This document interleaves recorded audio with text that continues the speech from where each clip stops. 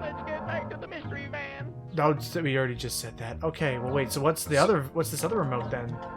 Alright, so next up on our batch of Gex levels, New Toonland. Yay! But I see it, of course we can't actually, oh! No, I'm too young to have a second childhood. And now we have to use that other remote we got. Yep, to open up our first level of this area. And then the other television there would just take you back to the dome? Yes. My inner child is coming out, and it hurts. Okay. So, with that said, ladies and gentlemen, as the moon awkwardly winks at us, I will definitely say, like, I do still like the overall presentation of the original Gex, just for how Young to have a second childhood. mid-90s it all reeks of. Oh, no, like, this straight from, like, the 32-bit era of gaming. Oh no, and this background area looks actually really neat. it kind of gives me Toe Jam and Earl vibes. Kind of. So, yeah, first up, we're going to the Twin Towers. Ow. Wait a minute, I thought they were not blown related. up. Not related. Looks like bugs after the Trots. Bugs after the what? The Trots. Bugs after the Trots. Which Oh. this level absolutely does not look like, so I have no idea how he came to that conclusion. But I will say that this, having listened to some of the soundtrack ahead of time, this is probably one of my favorite tracks in the game. Oh, absolutely! Like, this is easily my favorite track. Like, one of my favorite, if not my favorite. Well, just this world in general has my favorite tracks in the whole game. Just because it honestly goes hard in all the best ways. Whoa. But just watch out for anvils. I'm sorry, because he said that specifically, I'm just thinking back to, oh no, I have the Trots. I guess I am both moneybags. Not just no, but I think that's supposed to be a chipmunk. Now watch what Yeah. happens when I whack him once. He becomes a Chippendale dancer. But, Get him out of here! But yeah, honestly, that can't be Moneybags, because he's actually throwing money away. Fair. But yeah, no, I was thinking of, I guess we are both trot out of luck.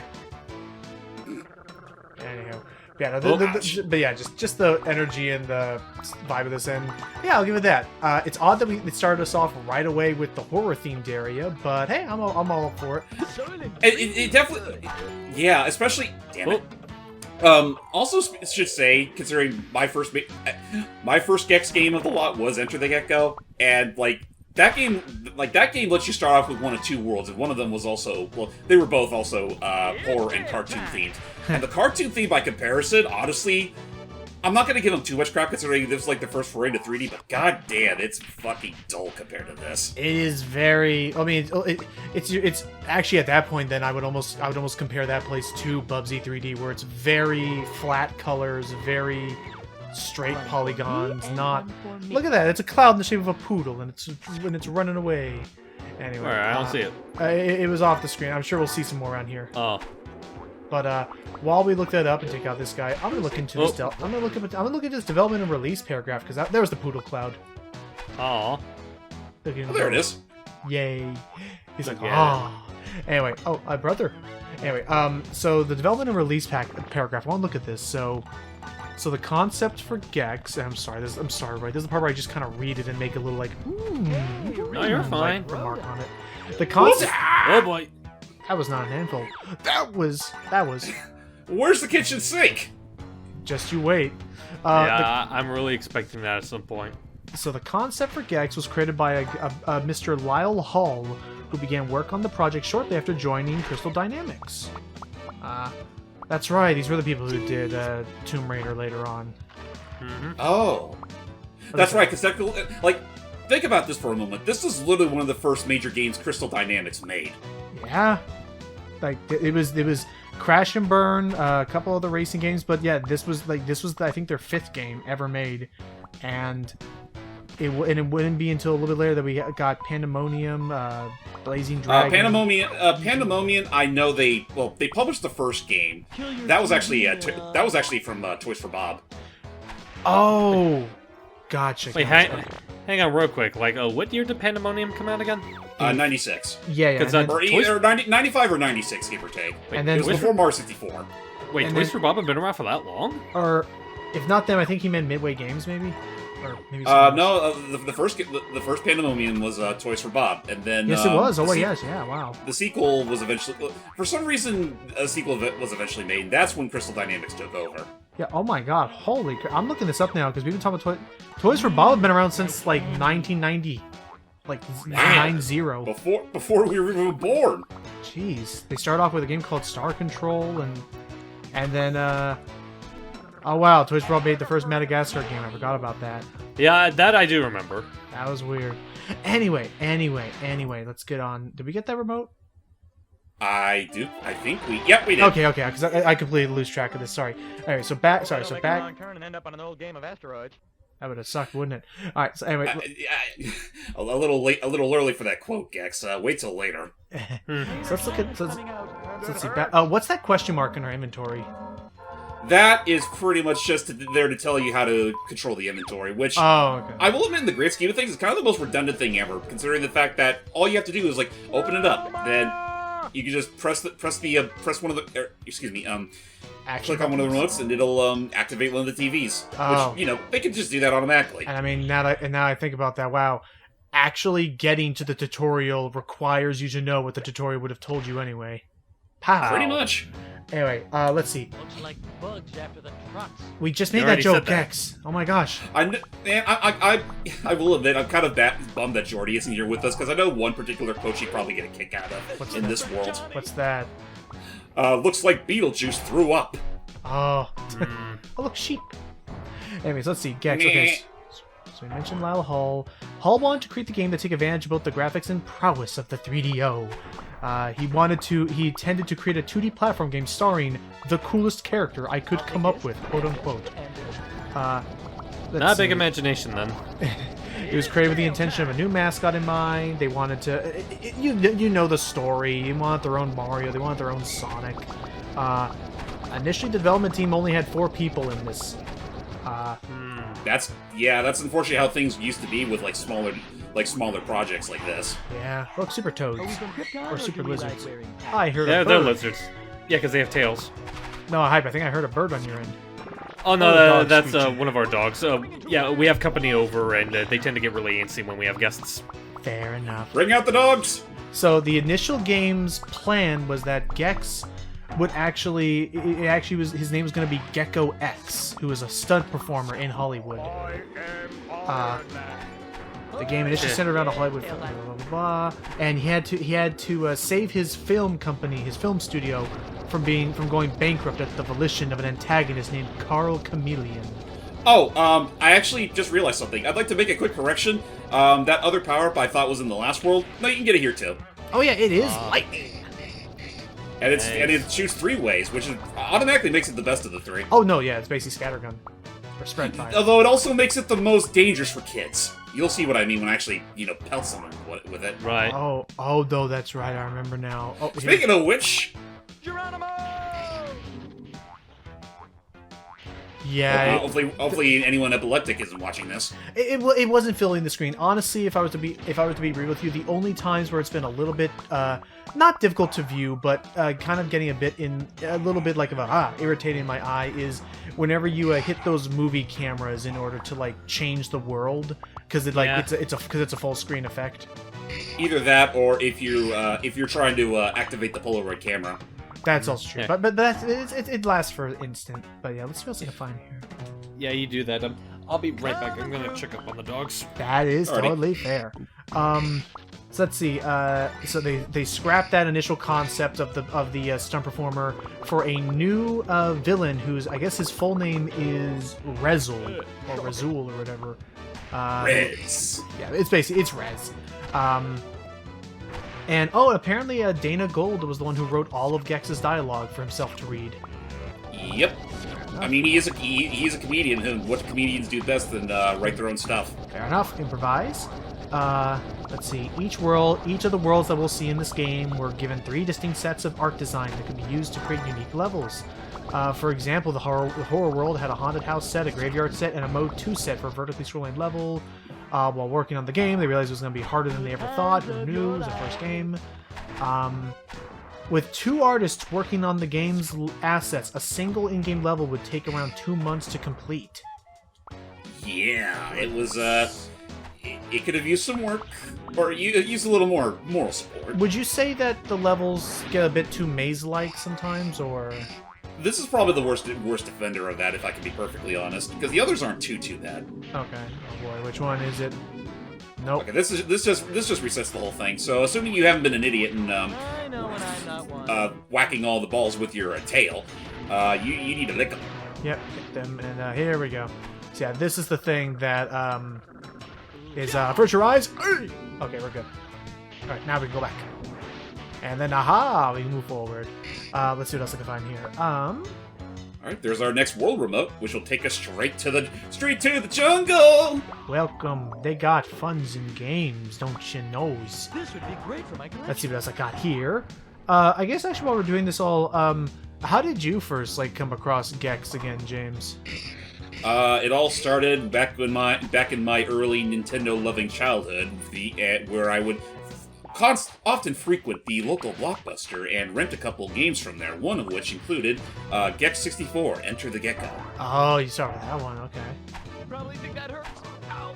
After that, it would be a few years later when I would learn that apparently that wasn't the first major Gex game, but an actual game called Gex, which I would later get during my whole antique game buying binge back in my late childhood. Oh, especially when GameStop was actually, selling PS1 games still. oh, nice Rocky reference in Cartoonland. Okay, so you got the PlayStation port of the game. I did. Okay.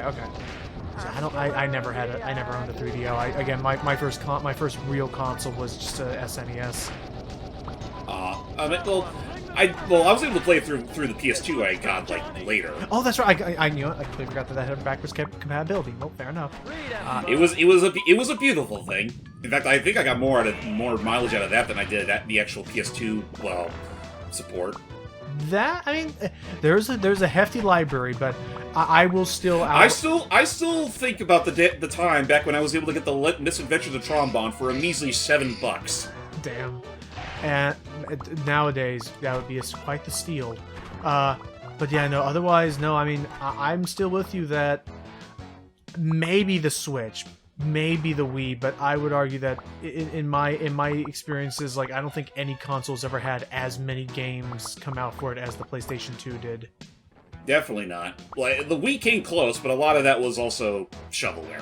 And also late ports, because, Ubisoft and their Just Dances, but, no, yeah.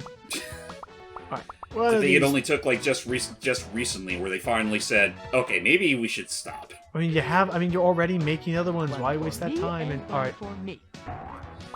I will say right now, this is the one other one that I can think of, save for maybe one other one where I have a bit of a tricky time finding the other remote.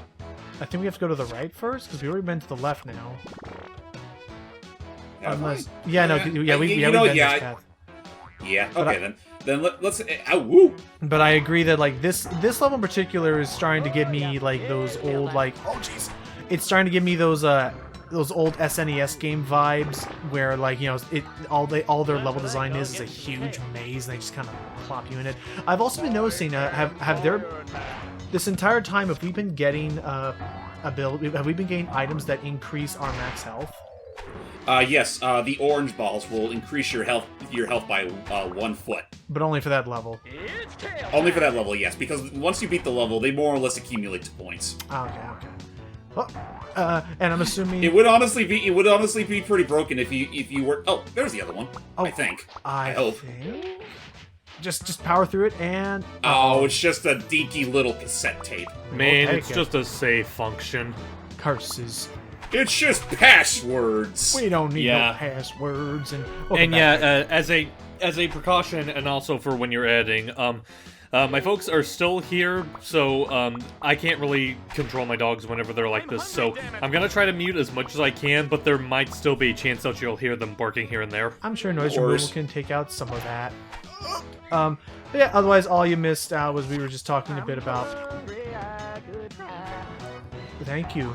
We were just talking a little bit about James's first experiences with this game, and how we did learn that Dana Gold was allowed to improvise for all of Gex's dialogue. Well, that's good at least. So for some reason, I thought they were always I always damn Gex. Yeah. This game is rated KA for kids to adults, which pretty much means E for everyone. Yeah. I can't believe. Oh, this is near the end of the level, so Okay. I need to backtrack. Okay, What- I we're was trying about to we're trying to say. find the next remote, the next level remote. Is it Yeah. is it behind this box? It's tail time. I hope. Let's see. Oh, this is just below that whole area, so I don't think it's here. Okay, I'm gonna take the precaution and say, Yeah, look it up. 5 minutes later. James, What's Yes, we were on the right track to the remote the whole time. we were. Remember, if you go back to the right, remember the part where you said, "Oh, this is near the end of the level. We don't have to go this. We shouldn't go this way just yet with all the TNT platforms." Wait, it was literally right next to the exit portal. It was right after those TNT platforms. Ba, ba, ba, ba, But ba, don't ba, worry, ba. the fans at home will never know what happened. So let's Unless just they played the game before and pester us about it. well, unless they see any of this footage, yes, we're just gonna. You know what? Oh. You know what it is? It's. I was thinking of the fucking junk remote. That's why I thought I was a little confused. You're fine. We do want to drop down here because after all those blocks we broke, and then to the right, and then to the right, and then whoa, carefully. Here we go. All right, I think we're pretty much good now. Whew. And then we want to go up one more level. We gotta get on top of those Oh. TNTs. Okay. Right. And there we go. Oh, jeez. Give us the old, like, Da-da, smack and just da-da. get on your way and keep Da, da, da, moving. da. What an explosive finale, wouldn't you say, folks? And there it is. Jeez, I was overthinking that one hard. It's okay. At least they're forgiving to us. We can get out of here now and get a life. And Goop. we're still. not as Super Gecko has anything to say about it. I shall defend the and goodbye. There you go. Oh, I need to get something to drink. That's as much fun as being Mike Tyson's cellmate on Valentine's Day. I don't think he's in prison anymore, dude. I didn't he think probably he was when this was recorded. Probably. Oh, I'm too young to have a second childhood. All right. With that said, we shouldn't have to worry about any more iffy issues like that no more. At worst, there will be certain level tropes that might be a little tricky. Speaking of which, we're gonna go and rock it. Oh, get him. Rocket. Rocket. Looks like bugs after the Trots. That's the third time you said that, And Gex. say the other thing. Maybe this would be the Beetlejuice one anyway. You know, I'm more concerned about how familiar he is with bugs having the trots. I mean, he's probably known plenty of rabbits in his life. But like the fact that he would go out of his way to examine bugs having the trots. Got my eyes, I can't see. I'm just saying, like, he's the one with the problem if he knows exactly what it looks like. Now we gotta steer this one. It's Oh a boy. tad herky jerk, as you can no doubt see. Yeah. Thankfully, they don't force you to use that one too often. I mean, also the good news is that we don't have to worry about finding a second remote in here anymore since we already got the world remote. Hope I don't make a wrong turn and end up on an old game of Asteroids. Here's the astro. See, now it makes sense. Oh, Oh, wild good takes old-fashioned and double hurt take. you. An old game of Asteroids. there you go. You literally just said that, yes. So wild takes and hurt you then. Okay, well, I mean, again, I will say this at least. This actually, you know what I'm actually starting to be reminded of a little bit since we kept bringing up What's Bubsy. This reminds me a little bit of Bubsy 2 in terms of its weird non sequiturness in terms of where you go and the types of enemies you find. I remember that. Hey, look. It does feel like that, yeah. Although it controls a hell of a lot better. What do you say about us now? He just said, "Oh hey, look, SNL." I mean, that's part of the reason why Gex has sort of been preserved in the Luke, at that speed, will you be able to pull out in time? In terms of its platforming, or just how you think it holds up? Yeah. basically it's. Oh, Oh, that's right. Doing it that way will instant kill you. Because it's a platform on. Oh, that is the worst. But we got a checkpoint Your earlier. child is coming out, and it hurts. Anyway, what was I trying to say? It's the reason why people still talk about him every now and again, even if it's mostly as a joke. It's like, unlike Bubsy, his games are actually decent. Like, you could play these games without too much of a fuss. At the absolute worst, you have Enter the Gecko with its horrendous camera. you know, I'm really sorry. Like, because because I figured he would have reset them when you restart a level, even if you had a checkpoint. I was really hoping that it would be a gag of, like, he'd be like, unlike Bubsy, his games are actually decent, and then Gix would have countered with the exact same opening line that he's had 3 times. Oh, the freaking... This looks like Bugs Bunny after the Trots. Ow. Looks like Beetlejuice threw up again. This reminds me of. Well, and that's the thing. Like, that's been a thing in every Gex game. I think they continued it even into. I think they continue that even into Gex 2, where it's like. It's literally the main gimmick behind the series. Aside from, again, all the tail whacking and tongue slicking. And climbing. Most especially climbing. Okay, that's what we'll do. Okay, wait for the next rocket, and we're off. Let her rip. Hi. And yikes. And away. Yikes! And away. There we go. Now there's something I'm kind of sad Gex never quotes. I almost wonder if there's like some. That's a crossover that I could see happening. Honestly, is Gex and the Looney Tunes, and there are 2 rockets This here. is probably the worst idea I've ever had. I don't know. This is gonna work out for us in the end, James. This is a great idea. Oh no! Truly a stupendous idea. But hey, Who wants to fly to the sun with me? He says as, who was the one that voiced Tom in the old shorts? Johanna? I know the screams were Johanna. I don't know. We say as Johanna's literally screaming into the background again. Yeah. But I think, like, for the rare times where he talks, it's a different person. oh, I just realized that I if you guess ever. Johanna did all of his voice clips for, like, the older shorts. Well, like I said, he does, like, the Aside reaction. from the stock cat screams from, like, the very first short. Which, speaking of which, happy anniversary, Tom and Jerry. Yeah. Yay. Well, I was about to say, like, just real quick, it's like, I'm pretty sure it was Johanna that does, like, all the reactionary stuff, like, the grunts and screams. But when it comes to, like, the moments where he rarely talks, like, in the episode where he's in the Zoot suit, like, that is not Will. Well, yeah. Oh, was it? No. You mean Joe? Well, Joe, that's what I mean. It's like... Hey, something really is burning here. Like, whether it be that, or the other one that we like, it's like, I've thrown away $1 million. It was that, and I still remember the freaking echoey.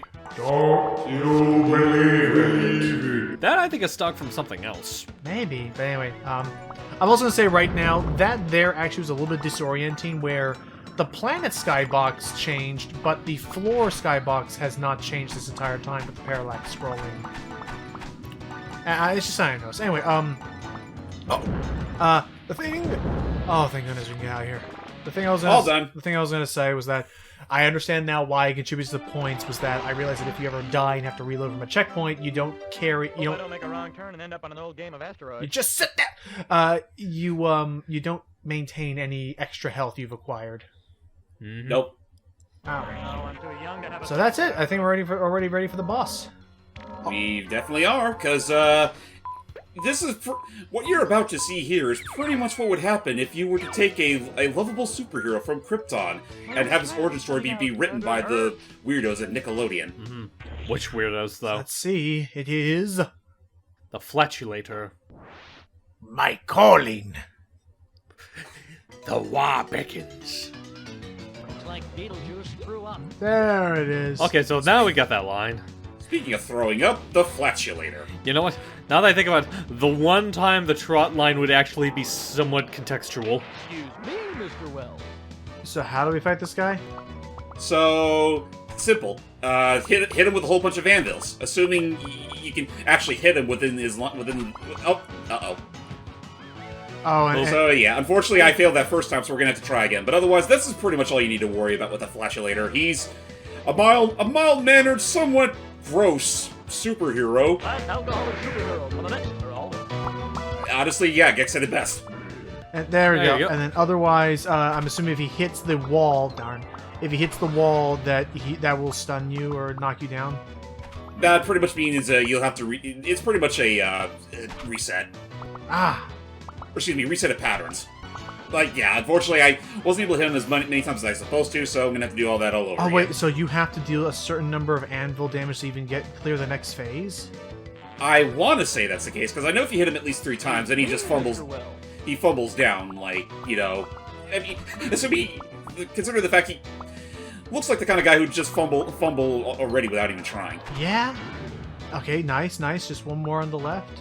Also, my favorite boss theme in the game. Yeah, It's a catchy very theme. frantic and Oh, geez, boy. health. I ain't eating that shit. Careful. Fair enough. Yeah, no, I just love the freaking like, I love the freaking like prime time city life kind of vibe that the music of this world has been giving me. Oh, it's beautiful. And The soundtrack in general is honestly pretty good, and honestly, I'm sad as to say it's probably the best it'll ever be in the series, because the rest they're not bad per se, but they never quite hit that sweet spot that this soundtrack does. they definitely had to. Excuse me. They definitely had to tone down the quality a bit, especially with later. I mean, like, because the N64, I don't know if it could handle that kind of like this kind of energy. Also, for those that didn't already know throughout the music, I'm amazed that that WB didn't outright sue these guys for using some of their traditional sound clips. And our first jungle remote. Yep. That all said and done, we are done with New Toonland. Yay. Okay. There go by, you little cockroach. Again, already said that. I think we should take a little break. Yeah, we probably should. And in the meanwhile, Gex needs to get some new dialogue. Yeah. So yeah, with that all said, ladies and gentlemen, we'll see you all next time as we welcome ourselves to the jungle. They do have defunding games. And coincidentally, does not look like someone after the Trots. We can only hope. Yes, one can only hope.